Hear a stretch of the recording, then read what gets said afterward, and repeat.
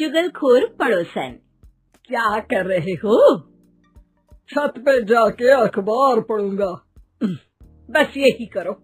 तुम्हें पता भी है कि बहू क्या गुल खिला रही है। उसने नया फेसबुक अकाउंट बना लिया है। रोज 10 फोटो डालती है। हमारे परिवार की तो नाक कटवा देगी ये। और तुमको ये बात कैसे पता चली? अरे पड़ोसन ने बताया। उसकी बहू भी फेसबुक पर है ना, तो उसको पता चल गया। हाँ हाँ, जैसे तुम तो बहुत भोली हो। पड़ोसन रोज सास को उसकी बहू के नाम पर भड़काती थी। आज तो आपकी बहू कह रही थी मुझसे आके कि आप दिन भर खाती रहती है, खा खा के घटोत्कच हो गई है। क्या? उसने मुझे घटोत्कच बोला? अरे वो खुद ना कटी सुपर्णखा है। आप कह रही हो तो सही होगा, लेकिन आप उसको बताना मत कि मैं ये सारी खबरें आपको देती हूँ। शाम को जब बहू पड़ोसन के पास जाती है, आज तो तेरी सास तुझे सुपर्णखा कह रही थी, कल ताड़का भी कह देगी। पता नहीं इतनी अच्छी बहू मिली है, फिर भी वो तुझे राक्षसनी क्यों समझती है? आप कितनी अच्छी हैं। आप मेरी सास की हर बात मुझे बता देती हो, वरना मुझे पता ही नहीं चलता कि वो मेरी पीठ के पीछे इतनी बुरी बात करती है। चालाक पड़ोसन रोज ही दोनों सास बहू के सामने उन दोनों की ही बुराई करती और चुगली करके बातें बता देती, ताकि दोनों में हमेशा लड़ाई होती रहे। आपने तो बस छत पे बैठ के अखबार पढ़ना है और चाय के घूंट पीना है। बहू की वजह से मुझे तो जहर के घूंट पीने पड़ रहे हैं। कल वो मुझे मोटी घटोत्कच बोल रही थी, तो तुम भी तो उसको नाक कटी सुपर्णखा बोल देती ना। हाँ हाँ, वही बोल दिया मैंने उसे। आप मुझे कितना समझते हो? बहुत अच्छे से।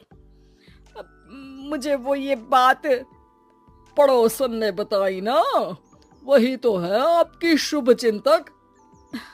पर मैं इस बहू को ना सबक सिखा के ही रहूंगी। जरूर सिखाना चाहिए, पर आज तुम मेरे साथ शाम को छत पे बैठना, एक तरकीब बताऊंगा। बिल्कुल बिल्कुल, कितना ध्यान रखते हो जी आप मेरा। मैं ना सब ध्यान रखता हूँ। शाम को जब सास और ससुर छत पर बैठे होते हैं कि यहाँ खड़ी हो जाओ, यहाँ से ना तुमको पता चल जाएगा कि बहू की अगली चाल क्या है। अच्छा, कैसे? सवाल मत पूछो, जैसा कह रहा हूँ वैसा करो। थोड़ी देर में ही छत पे बहू की आवाज आने लगती है। मेरी सास लायक ही नहीं है। मुझे पता होता तो सास बहू की भी कुंडली मिलवा लेती पहले ही। तेरी सास तो मुझे भी पसंद नहीं है। मेरे पास जब भी आती है तेरी बुराई करती रहती है। कभी सुपर्णखा कहती है, कभी हिडिंबा कह के कामचोर भी बोलती है, अरे कभी कभी तो चुगलखोर भी बोल देती है। काश आप जैसी होती मेरी सास। ऊपर छत पे पड़ोसन और बहू की आवाज सुन के सास के होश उड़ जाते हैं। समझी? जी समझी। सुबह तुम्हारे सामने ये बहू की बुराई करती है और शाम को बहू के सामने तुम्हारी। मतलब आप सिर्फ अखबार नहीं पढ़ते, सारी खबरें भी रखते हैं। अब तो इस पड़ोसन को भी सबक सिखाना पड़ेगा। शाम को सास बहू को जाके पड़ोसन की साजिश के बारे में बता देती है। हाँ, मुझे माफ कर दो माँ जी। तुम भी अपनी माँ जी को माफ कर दो, इन्होंने भी तो तुमको बहुत कुछ कहा है। अरे बस बस, अब ये सोचो कि पड़ोसन को सीधे कैसे करना है। अगले दिन सुबह पड़ोसन सास का इंतजार कर रही होती है, लेकिन वो देखती है कि वहाँ सास और बहू एक साथ आ जाते हैं। अरे अरे, आज दोनों एक साथ। हाँ, सोचा कि बहू की पीठ पीछे बुराई करने से क्या फायदा, मुंह पे ही बोलती हूँ मैं। हाँ, मैंने भी सोचा आपको 2 बार मेहनत करनी पड़ती है, एक ही बार में काम खत्म कर लोगी। हैं? वो मैं आप लोगों को कैसे पता चला? क्योंकि ऊपर वाला सब देख रहा है। पड़ोसन ऊपर देखती है, वहाँ ससुर खड़े होकर हंस रहे होते हैं। मतलब आप हमारी बातें सुन लेते थे? हाँ, सुन लेता था और मजे भी लेता था। आपको तो शकुनी होना चाहिए। क्या चाल खेली है आपने, एकदम सास बहू के सीरियल जैसी।